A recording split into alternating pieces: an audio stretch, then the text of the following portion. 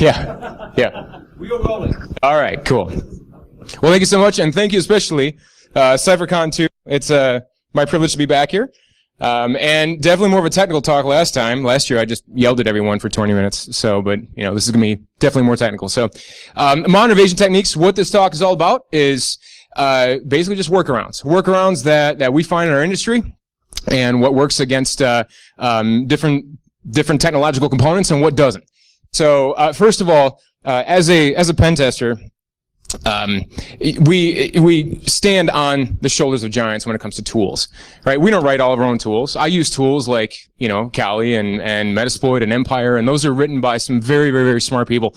And right there, Jarson 12 and Slobtrace 6.0, and the rest of the devs under there, those are people that I go to, and my friends and my coworkers, and oftentimes what you're going to hear me present is not necessarily just my ideas, but their ideas as well.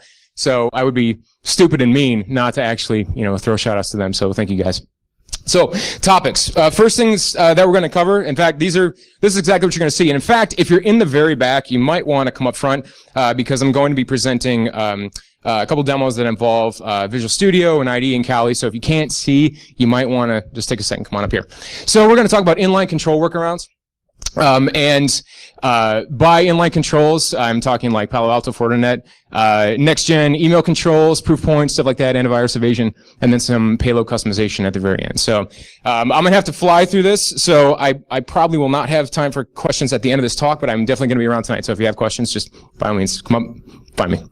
So just a little bit about me. I've been doing InfoSec for 10 years, both in offensive and defensive roles. I'm currently a senior penetration tester with CypherCon, which is based out of Brookfield, Wisconsin. And specialties are Active Directory development, Python, PowerShell, things like that. So before we go any further, just a couple things. So first of all, this talk is not going to hit the internet publicly. And the reason being is because I talk about vendors. Good vendors, bad vendors. Yeah, I'm actually going to drop some names. That's how it goes. So the talk is not going to hit the internet. I'm not going to release the slides either. If you have the, shall we say, intestinal fortitude, I have the slides available on this USB key. You may come get them after the talk if you so desire. By the way, I don't know anything about infecting USB keys, but seriously though, just click Enable Content. Once you open the slides, you can see what you need to see. So, and as far as a mini rant, there's a trend in InfoSec right now, especially amongst red teamers. In fact, actually, before I even go any further, red team in the audience. If you're a red teamer, like 10 of you. Jeez Louise. Blue team? Defenders? Okay. All right. Majority blue team. Okay. Vendors? All right. Exits in the back. Vendors, go that way. Bring us all back a bunch of beer. All right. So, yeah, if you're a vendor, just get out. But the rant that I have is that there's a trend in InfoSec right now that goes something like this. If you're a red teamer and you release like an awesome tool or a technique or something like that, a bunch of other people just like jump you on Twitter and say, well, where's the mitigations? Where's the mitigations? You can't release a tool without mitigations. And I'm here to tell you that I have a talk and I have workarounds and I have evasions and I have no mitigations for them. I'm not going to release anything like that. That's not my job. So in fact, my job as a red team, I'm going to divide the room in half right now. My job as a red teamer is to break stuff. Your job as blue teamer is to fix stuff. Okay. I will tell you about the attack and then you can take that knowledge about the attack and then take it to your place wherever you work and put in the fix however you see fit. Okay, but don't expect me to drop a bunch of YARA rules at the end of the talk so you can just drag and drop into your awesome solution back where you work and block all my hard work because I'm not going to do that. So if you're the blue team, so blue harder. All right, inline controls. Inline controls. First of all, what is inline control? Inline control is a network layer control that performs real-time threat prevention. Okay, so in this case, I'm basically going to hone in on two solutions that I think actually do a pretty good job. They are Palo Alto and Fortinet. All right, whatever you think in terms of vendors, this is my experience as a pen tester. You might have completely different experience, and you might not use either of these, and you think that your firewall is the shiz and it does a fantastic job. That's awesome. Okay, this is my experience working with these two. They actually do a pretty good job when it comes to threat prevention. Okay, so the testing that I did, and we'll get into actual test cases and stuff like that, but the testing that I did was performed with a fully licensed, up-to-date Palo Alto. So every checkbox that I could check, I checked. And what I ended up doing was taking standard payloads from Interpreter and Empire and Puppy and Custom Interpreter, and I ran them through my Palo Alto. So the focus of this kind of test is not to determine is antivirus effective or not. That's not what this is about. This is to determine how effective was the inline control, and do I need to work around anything on the inline control. Okay, so Interpreter, I apologize if you can't see him back. If you can't see, just let me know. Interpreter is standard Windows 64-bit Interpreter versus HTTPS. Something we use all the time as pen testers. Default certificate, port 443, and XOR encoding. Empire, if you're not familiar with Empire, that is basically it's a Python-based server with full PowerShell. All of the modules and all the agents run on PowerShell exclusively, and it's meant to run in a Windows environment. Okay, as far as Puppy goes, if you've never heard of Puppy, oh, that's evil. Puppy is outstanding. Puppy uses the OBFS 3 transport, which is the transport used for the Tor network. So it's basically obfuscated TCP, which means that most inline controls don't know what to do with it. They're like, oh, well, I don't know what this means, so here you go, and they just send it right through. Okay, so Puppy's fantastic, and it's open source. It's basically an open source rat. Okay, and I use the defaults there, port 443 as well. Custom Interpreter is C# code that I pilfered from Stack Exchange and then hacked to do what I wanted it to do. And then my victim machines, Windows 10 and Windows 7, both 64-bit. Windows Defender was running on, although I didn't know at the time. And then just an idea about the Palo Alto configuration.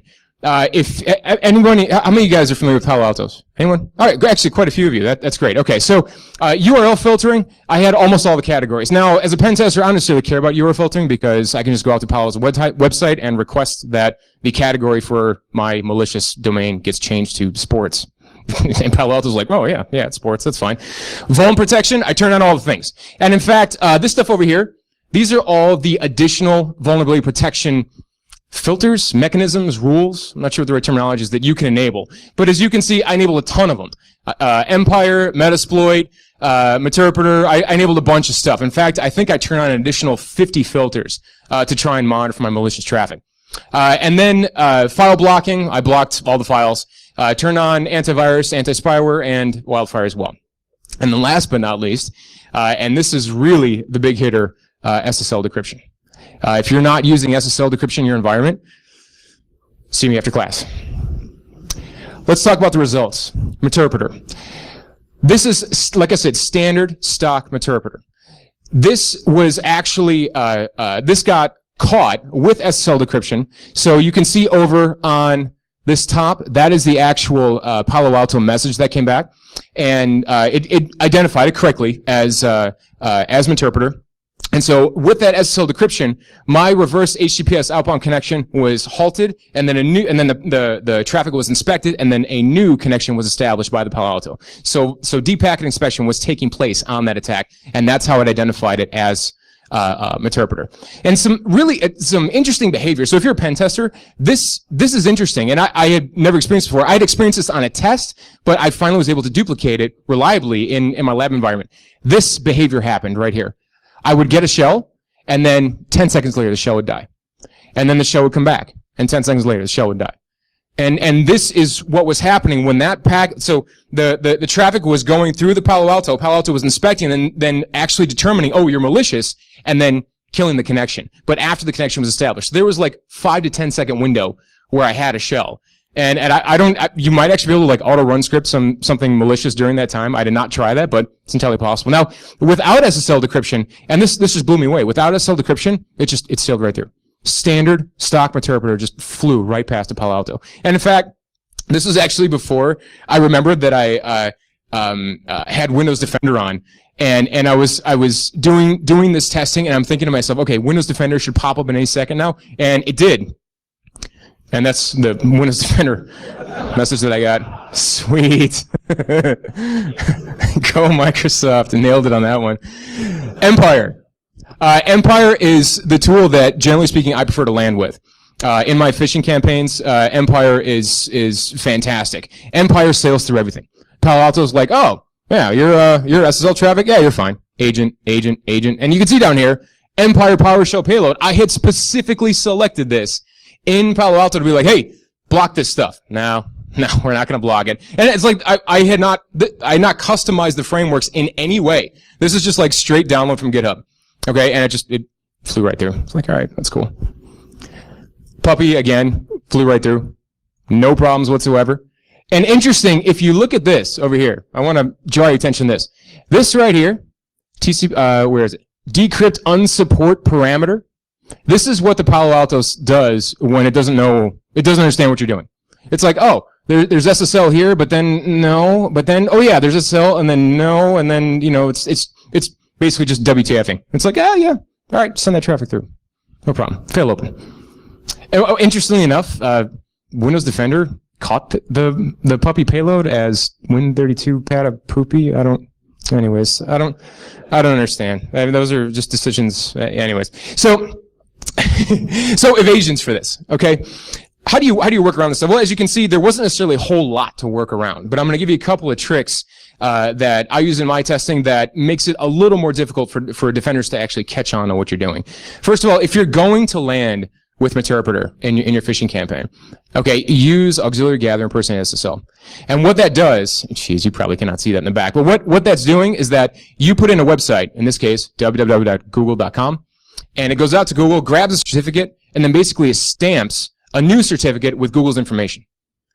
And so you run your payload using that certificate, and then the firewall just like, oh yeah, you're Google. In fact, I was testing this on a Fortinet. Actually, one more thing before I get there. When you do this, when you run MSF Venom, set your stage verify SSL cert to true and your handle SSL cert. So set those two options, and that's how you actually use that certificate when your payload connects back. But I was actually doing some testing up in northern Wisconsin with another firm who uses Fortinet, and I crafted up this payload. And they were, I sent it through, and I got a shell back, and they're like, okay, let us know when you click. And I'm like, I clicked. They're like, what happened? I was like, I got a shell. I'll click it again. Got another shell. and they're like, well, all we see is traffic from Google. I'm like, yeah, that's me. I'm Google today.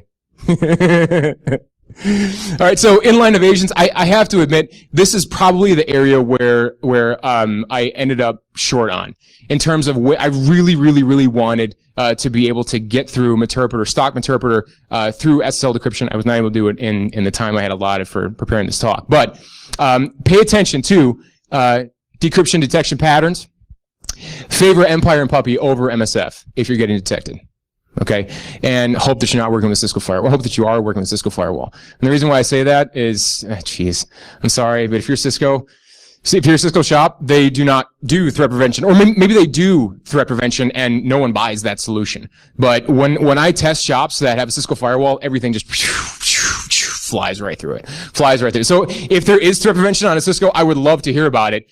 So that way I can tell my customers, actually you should be buying this firewall instead of, the ASA 5500, because it's just not doing anything. So anyways, yeah, whenever my customers say, oh yeah, we got the latest greatest Cisco firewalls, I'm like, sweet. But anyways, Cisco's great. Pet the kitty. Is Cisco in the room? You guys are awesome. Okay. Email controls. Defined. Anything that stops my fish from getting to the inbox. And that's really what I care about most. Now, for this particular talk, I'm not going to go into like all the various spam filters. I pretty much only care about next-gen spam filters. Okay, like Proofpoint, Mimecast, Google spam filters. Google spam filters are actually pretty decent in certain cases, and in certain circumstances, they fail hard. So, a little bit of a story in terms of how this portion of the talk even came up. I was on a pen test. I was sending a fish to a customer, and in fact, here's the phishing email. Oh shoot, there's no names in there, is there? All right, good. I'll give you a second to read it, because it's awesome. In fact, I have my friend and coworker, Casey Camilleri, in the front row here. He's the guy who put this email together. And this is my go-to. This email works 10 times out of 10. It is fantastic. You send this thing 2 weeks before Christmas, oh my gosh. Shell. And people's heads explode. It's fantastic because, and the reason being, everyone hates HR. Right? Everyone hates HR. All this email does is confirm all the reasons why everyone hates HR. And so I had to tag it with, we apologize for any inconvenience this may have caused you, right? Just rub it in, right? And people just, they just click this. It's like gangbusters. It's fantastic. So I sent this with the attachment, And you might recognize the format of the email. I'm using Office 365, another technique, another tool there. So I sent this with the attachment, and it got back. I got a message back that just said, "Oh, this is a virus." I was like, "Okay." So I take the attachment out. I put a link in, and I host the file, exact same file on my attack server, and I put a link in, and I'm like, "Please download the attachment here." Okay, so I send that off. I do not get back a bounce saying that there's a virus, but I get back within about 60 seconds. I got 10 to 15 clicks. They all kind of look like this. All right, just click, click, click, click. And I'm like, what the heck is going on? I'm like, they're not that dumb. I mean, they're not all going to click like that fast. I mean, Verizon Data Breach Investigation Report, the average time from the time that I send a phish to the time I get to the time someone opens an attachment is about 3 minutes and 40 seconds. That was Verizon DBR 2016, I believe. So, but in this case, I was getting click after click after click repeatedly, but I was not getting any shells. I'm like, well, what the heck is going on? So, in this case, I did, after about 60 seconds, I got a bounce back from Office 365. And it said, your email has a virus, and it was detected by Mimecast. And I'm like, who? What's up? Never even heard of it. Okay, but sure enough, I went out to, I looked at my customer's MX record, and here's what you got. Bunch of Mimecast entries. I'm like, I don't even know what Mimecast is. So I go out to mimecast.com and I do some research. And they're very, very similar to Proofpoint, which is that you send an email and there's a link in the email. Well, what they're going to do is like dynamic URL analysis. They'll actually go out, grab the attachment, sandbox it, see if it's malicious. And, they do all that work on behalf of the user.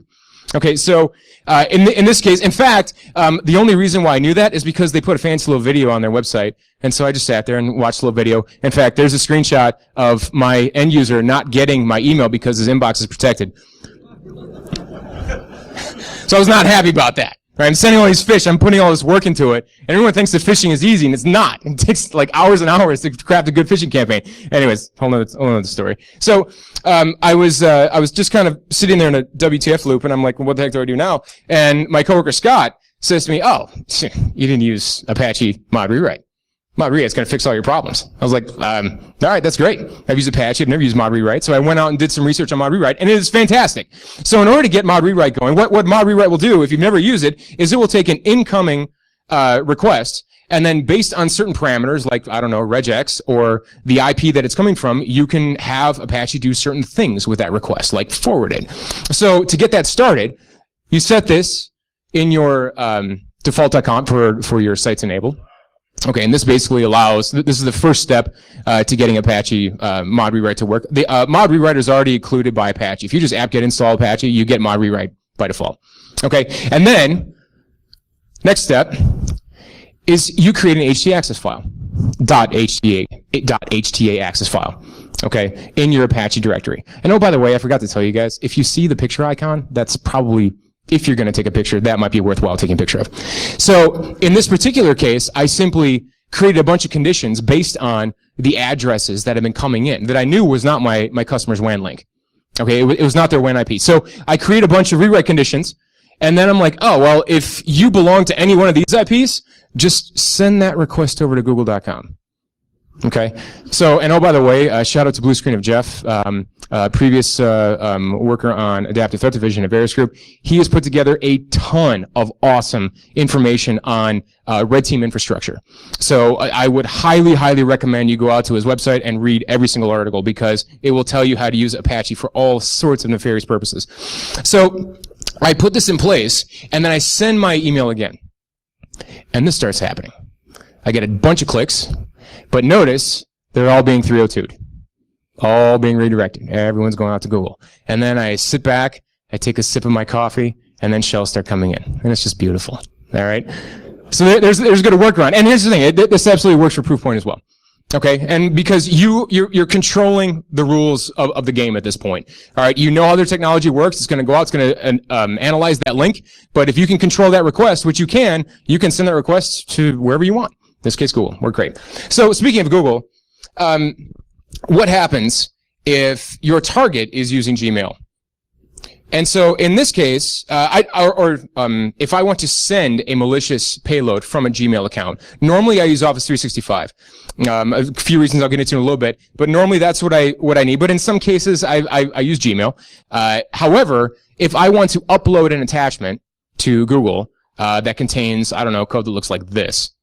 I got some PowerShell naughtiness in here. This is basically just standard Empire launcher. That's what it looks like, just base 64 Empire stuff. Okay, what happens? That gets blocked. It just says virus detected. All right, so when I look at Excel spreadsheets and I upload them to nodistribute.com and they have PowerShell in them, they all come back saying, yes, we caught you, and you're like win32.powershell-trojan. And that happens all the time. So if you look at this code and you see the arguments and you see the command line parameters, how do you get this to happen? How do you get it such that you bypass Google's virus checking and I can get my malicious PowerShell-based payload in my Excel spreadsheet? How do I get that into a Gmail message? Anyone have any guesses? Well, just like that. That is no joke. I tested this last night to make sure that it worked before keeping it in here. Simple string concatenation. This is like the dumbest, most basic, most easiest of bypasses, if you can even call it that, and it works flawlessly with Google. I have sent fish to many customers just doing simple string concatenation like that. All right, so what happens if you are sending to someone who's using Google? Okay, so I had a customer that I was testing, and they were using G Suite. So I believe this, if I recall correctly, this is an educational institute, and they had they were using G Suite for all of their email and Google Docs and all that kind of stuff. So when you send an email to them, their domain simply resolved to Google, and all of the email was going to Gmail. Well, when I sent my fish and I got no shells, I sent the everyone hates HR fish, and I got no shells, and I was frustrated because I'm like, I always get shells with this fish, and so I contacted my customer and I'm like, hey, just out of curiosity, and you can tell me it's okay. Did this get caught by Google spam filter? And he's like, yes. It's okay. All right, that's fine. That's all I need to know. And so I did some investigation. I actually talked to Casey again. I'm like, Casey, you help me figure this out. And Casey said, oh, you forgot this, which is just a standard SPF record. And so I added my standard SPF record to my naughty domain. This is the correct SPF record to use for Office 365. So on my evil domain, evildomain.com, I went out and added an SPF record to this and sent my fish again, and Google's like, oh, you have an SPF record? You're good. Let it right through. Shells come in. Okay? Simple workarounds. So, as far as email, number one, obfuscate your payload. It doesn't have to be fancy. Like it's just a simple string concatenation, generally speaking, will work frequently. All right? Number two, set your SPF record. This is important. So when you go out to GoDaddy and register your evil domain, all right, you pay you $13. All right, you can control the full DNS. So create a text record that uses the @ symbol for the host, so it covers all entries, all inbound entries for that, and then set your SPF data to what you just saw. Okay, set your SPF record. Number three, use links instead of attachments. Attachments are far more likely to get caught. At least it seems to be getting that way. It didn't used to be that way, even like 6 months ago. But more recently, especially when sending from Office 365, the attachments are getting busted, links are still sailing through. Number four, HTA access is your friend. I will now use it for everything because it's just glorious. When you see security just get kicked out that door, and you see your client get kicked in this door, and then shells come back, it's like a happy dance moment. It's fantastic. All right, check the fish with isnotspam.com. Isnotspam is really cool because you send your email to an email address. They'll give you like a randomized email address to send your phishing email to, and so you send it to them, and then they will put a report up in about 5 minutes online, and that report basically gives you all the spam indicators that say, well, this was fine, this was not fine, this was fine, this was not fine, and your overall ranking. I use this quite frequently. It's actually very handy. And last but not least, you happen to get a free month of Office 365 with the GoDaddy domain purchase. So, just use that free month and do what you got to do, and then throw it away.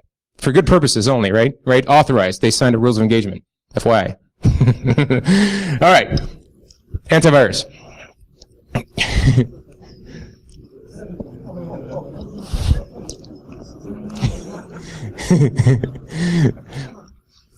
So I did kind of some of the same testing with antivirus payloads that I did with inline controls. So I generated Interpreter, I generated Empire, and I sent them through nodistribute.com. I prefer nodistribute because, unlike VirusTotal, nodistribute will not distribute your results to AV vendors.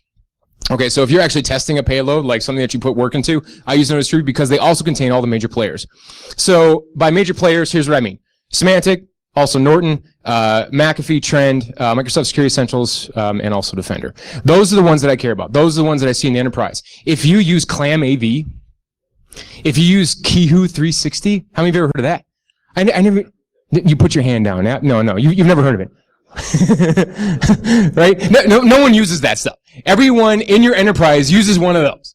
Generally speaking, okay, you might be like some, crazy Unix Spirit admin that's using like some AV that you download, whatever. Most people use this stuff. Okay. Sorry, I went like mini rant. Most people use this stuff. All right. So here's, the results of what I encounter. Red means it was picked up by one of those major players. Green means even if it was picked up, it was picked up by someone that I had to Google, that I never heard of. Okay? So if you look at Interpreter, the XSM Interpreter, I believe nodistribute processes through 35 different engines. So just the standard Interpreter executable, that actually is just, that gets picked up by half of the AV vendors. That's how you read this. Even when we signed it with a legitimate code signing cert, it was still picked up by 15. Backdoor Factory picked up by 5, and then Ebola, which I'll do a demo of later, absolutely sailed through everything, which is fantastic. The yellow field is interesting because for the Empire DLL that we generated, it was only picked up by 1. We did nothing, but when we signed it, it got picked up by 5. So I'm a little nervous about our code signing cert, but anyways. And then custom C# over here, I will also demo this as well. That got picked up by very little to nothing. All right, so AV Evasion, number 1, Backdoor Factory. Backdoor Factory is pretty cool because what it'll allow you to do is take an existing executable, a legitimate executable, say, for example, PuTTY or sysinternals or, a standard standalone executable, and you can backdoor it with your malicious payload. Okay, it supports user-supplied shellcode, which is outstanding. Just a standard run-of-the-mill Backdoor Factory payload creation was only picked up by 5 of 35, which is actually pretty good. Okay, and then really, really easy to install on Kali, just apt-get install Backdoor Factory. Okay. Number 2, PowerShell. Oh, PowerShell AV Evasions. They're just beautiful. Okay. When it comes to PowerShell scripts, how many of you heard of Mimikatz? Most of you, okay. So, how many of you heard of invoke-mimikatz.ps1? Most of you, okay. So, in this case, Mimikatz, a very, very popular attack tool for pulling plain text credentials out of memory, was ported over to PowerShell. But what you need to understand about how AV vendors detect PowerShell is that if I take invoke-mimikatz.ps1 and I drop it onto a system that is using Symantec, up-to-date Symantec will catch it. Okay, it's going to say, this is Mimikatz, and boom, alert gets sent off and you're caught. Okay, but what it is important to understand is that AV vendors are really just searching for strings. So how do you get around that? Remove all the comments. This is so embarrassingly easy. It's crazy. Remove all the comments, and then change the function names and the parameter names. You don't have to change any of the workable code. In fact, here's what you want to see. This is a script that I run on my PowerShell files. Okay, so the first line, right up here, all right, take all my find all my .ps1 files, and then I get rid of the block comments. Block comments in PowerShell begin with £, and they end with £. And that is where the PowerShell authors put all of their comments, they put their Twitter handles and things like that, and that is one huge thing that AV vendors key off of. They also key off of standard comments in the script. Okay, and then for Mimikatz, I did just a couple of special things. I tweaked Mimikatz, so now it is mini cars, and I changed a couple parameters: dump creds to gimme creds, and dump certs to gimme certs. And so you simply run it like this. You run it basically just exactly how you would run invoke Mimikatz. However, in this particular case, running it like this, and I tested this 3 weeks ago on a customer that was using up-to-date Symantec. Okay, all of their clients were up to date, all of their AV definitions were up to date. This ran flawlessly. Okay, so, and what's nice about this is that these top two, just those top two, will find all of your PowerShell files and remove all the comments. It's something really, really handy to run on, say, Empire or Puppy, on those PowerShell-based payloads. It works very, very well. Okay, and then custom C# number 1. So in this case, custom C# number 1 is going to, this is actually code that, like I said, I kind of copy-pasted from Stack Overflow and added some of my own bells and whistles to it. What that does is that takes standard NSF Venom output that in a C# format, and then basically just fires the payload. This gets picked up only by 1 of 35, and it was none of the major players. Okay, it's actually extremely easy to use, and I put all the code up on GitHub, which I'll drop at the end of this talk. Custom C# number 2, this actually runs PowerShell code without PowerShell.exe, which is really, really handy, because a lot of our customers, in fact, we've been telling them, and there's something of a debate, in the InfoSec community right now about, do you block PowerShell.exe? Do you not block PowerShell.exe? I have my own thoughts on that, but for the customers that are blocking PowerShell.exe, we still need a way of firing PowerShell code without using PowerShell.exe, and you can do that using the .NET Framework and the System Management Automation, might have that backwards, System Automation Management DLL. Okay, so let's actually do a quick demo. All right, this is going to be interesting. Sorry. Oh, this is going to suck, because you guys can't see nothing. Hang on. Can I mirror my displays? Mirror displays. All right. Okay, cool. It's a standard Kali instance, so what I'm going to do, Windows interpreter. If I misspell something, just tell me. Dang it.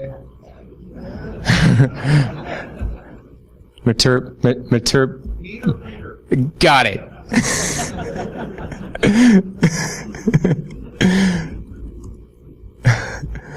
So in this case, I'm going to set the format to C#. C#. That's right. What was it? Shart. C sharted? All right. It's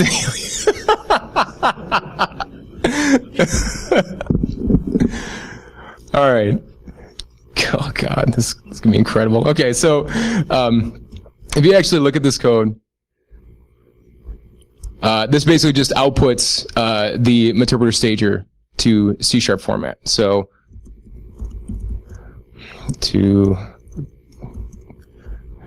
by the way, this is actually what real pen testing looks like, just a ton of typos all the time. All right. This is going to be difficult. Let's try this. Okay, it's a little better. All right. So in this particular code segment, standard main class is actually really small. I'm just going to talk you through just a little bit of it. So we're allocating some memory, and then we're going to copy our bytes from our D's bytes class into memory. And then I just have a couple of junk loops. Literally, they do absolutely nothing. The whole point here is just to throw off the hash, just in case someone else has been working this. So, just change this to, whatever you want. Okay? And then we kick off the thread, another junk loop, and then we're waiting. So where you put this is right there. Just paste it in. Good to go. And then build your solution. You can do this using the community edition of Visual Studio as well. Solution Explorer. And then there's your payload. Okay, I do not have a listener up and running at this point, but it's just to give you an idea of how easy and simple it is to go ahead and build your payload. Okay, the other solution, just a quick demo on that. Close that. And start page, because that's easier, PS Fire. So in this case, what this does is there's a reference to system management automation.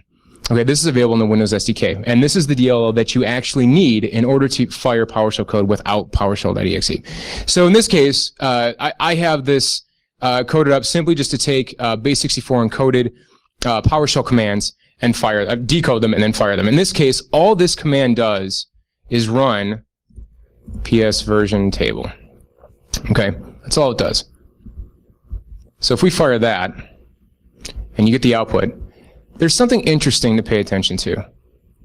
It was 1 o'clock in the morning when I noticed this last night. If you look at this, the PowerShell version that comes back here is 5.0. Build version, 10.0. But if you look up here, it's the same operating system. PowerShell version 2.0, build version 6.1. That's because I'm using an out-of-date version of system management automation.dll. What does this mean to you? Well, defenders, what this means is that if you are an intrepid defender and you have logging enabled, PowerShell module logging enabled, what you might not know is that module logging was not available in PowerShell 2.0. And so if I conduct a PowerShell downgrade attack and run all my PowerShell commands using PowerShell version 2.0, nothing shows up in your logs. Absolutely nothing. So if I can get this DLL, this version of this DLL, along with my evil PowerShell code onto your system, even though you're running Windows 10 with PowerShell 5.1, latest and greatest, and you got all your logs turned up to 11, you're not going to see anything. And that just brings joy to my heart. That's just a warm fuzzy right there.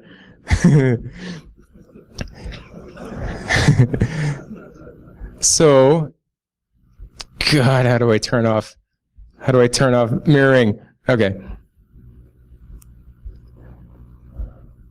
Back to this real quick.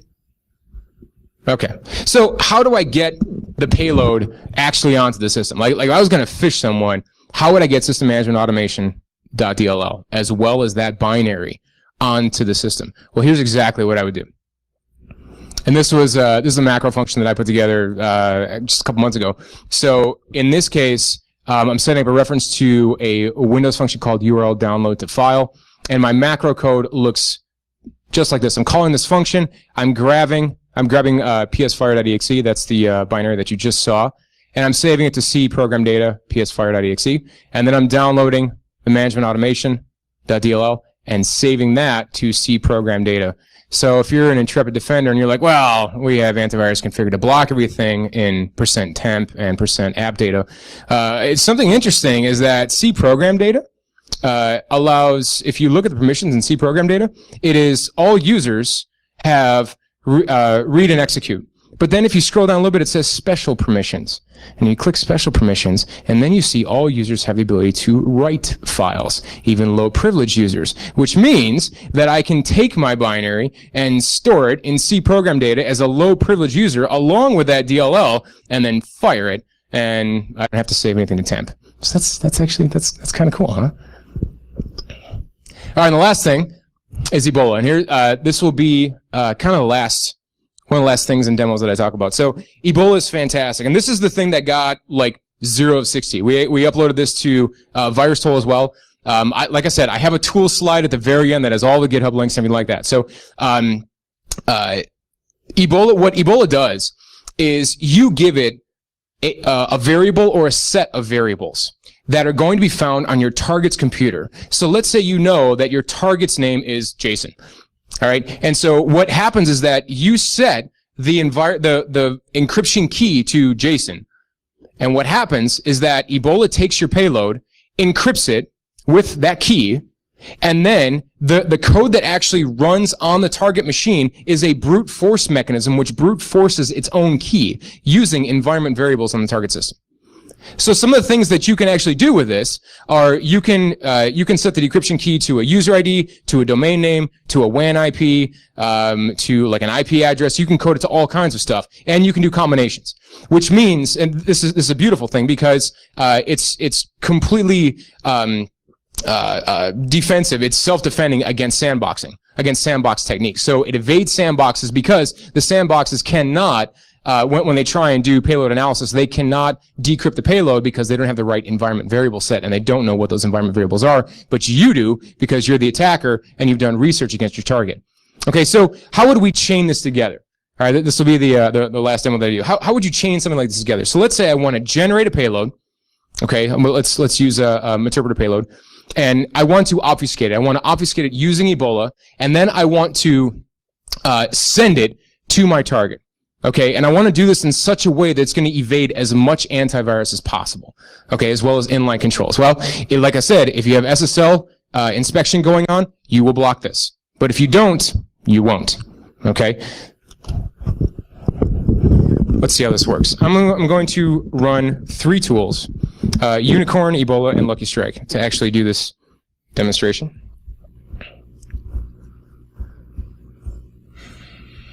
Mirror display's on. Okay.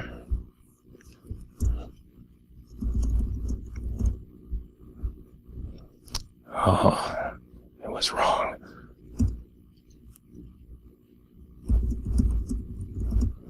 That should be right. Okay, so first,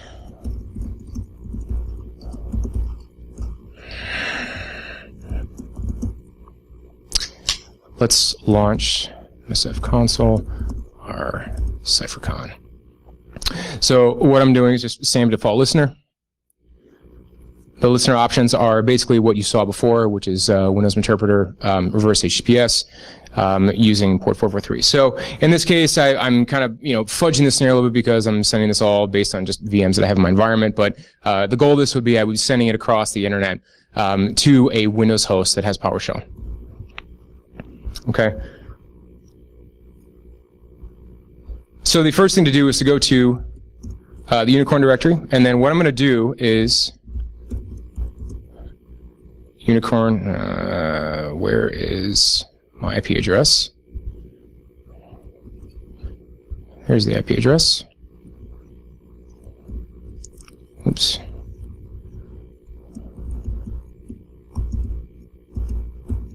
Watch it closely. I get it right? All right. Okay. So we generate the payload. I have no idea this is going to work, by the way. 50% of the time, it works every time. So and you're going to have to bear with me because this is going to look hideous, but what actually comes out of that is a ton of base 64 encoded stuff, and then PowerShell with some variable substitution, -W1, so we're hiding the window. We're doing a bunch of variable substitution here, and then we're actually going to call PowerShell with that variable substitution, passing in our naughty base 64 encoded stuff. Nope, I learned my lesson last night from the bottom up. Okay. So I'm going to take all this code. All right.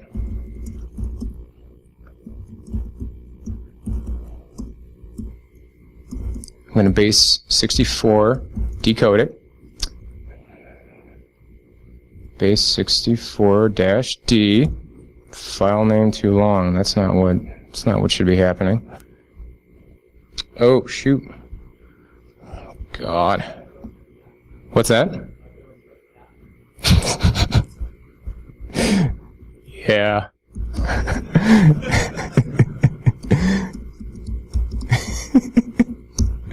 Okay. That's totally embarrassing. Anyways, yes, echo instead of cat. Good God. So I'm going to save that out to payload.ps1. And so now I have my payload.ps1, which should be, God. Okay. So now that's my base64 decoded Unicorn call. So all this is the shellcode for reverse HTTPS stager, and just being set through PowerShell. Okay. So now, in order to process this through Ebola, it's important to understand Ebola requires a file called genetic config. So genetic config is basically the configuration file for Ebola.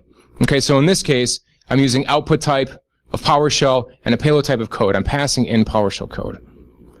Okay. And then here are the environment variables. You can use a combination of environment variables in order to make this work. Okay, you don't just have to go with one, you can go with as many as you want. So in this case, I'm going with JSON because the target machine, there we go. So, I mean, obviously, that's the user ID. So this is also my target user. Okay? So I'm going to call Ebola Python. What the heck is that? .py, and pass in my payload, .ps1, and then I'm also going to pass in the genetic config. And so now what comes out is, actually it'd be easier for me to show you in another screen, cat output PowerShell, send that to the clipboard. Okay.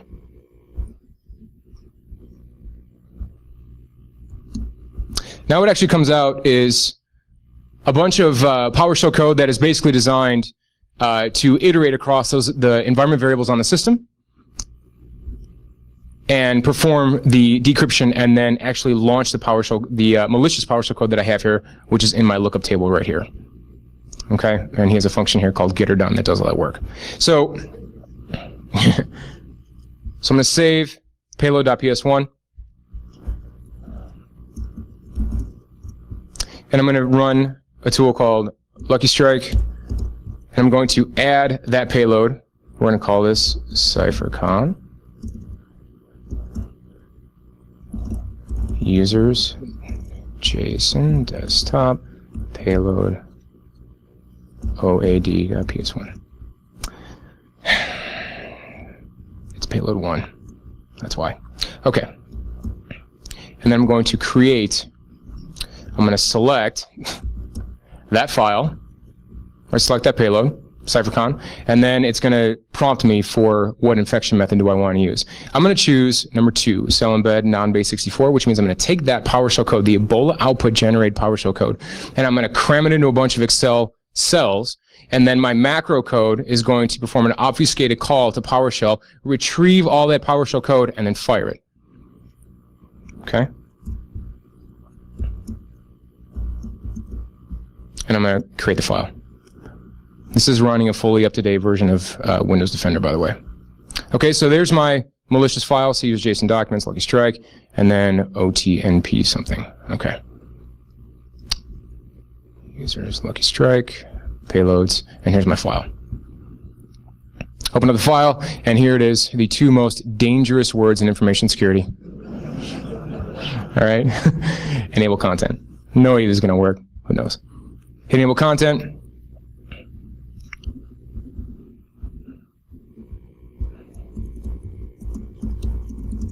And there's our show. So what happened, thank you. So real quick, because I have a couple minutes left. What happened here is I'll actually, shoot, I've found a bug in my own code.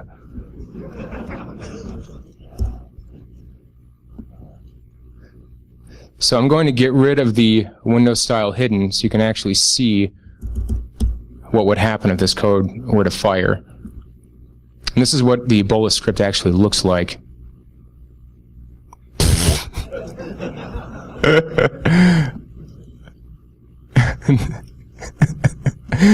All right, well, yeah, I'm not going to show you that. Yeah, all right. How to keep a pen tester busy. Let's just keep clicking play. All right. I'm not actually going to show you that, but what happens is that a PowerShell window pops up, and basically you see the brute force attempts passing for each environment variable. So if you wanted to do this for, say, a domain user, which is generally speaking the case that I am most interested in, what you would use is, instead of using the user ID, you would use the user domain flag, which in this case my machine is joined to the lab domain. Okay, so this is going to be the NetBIOS domain name, not the fully qualified domain name. Okay, so if you use Ebola and you want to contain the explosion, so to speak, to only a group of target users that belong to a specific organization that you happen to know the NetBIOS AD domain name of, I don't know, they left OA NTLM authentication open to the internet and you were able to get that information that way, then you can contain it such that if that payload ever landed in a sandbox, then it would not be able to fire it.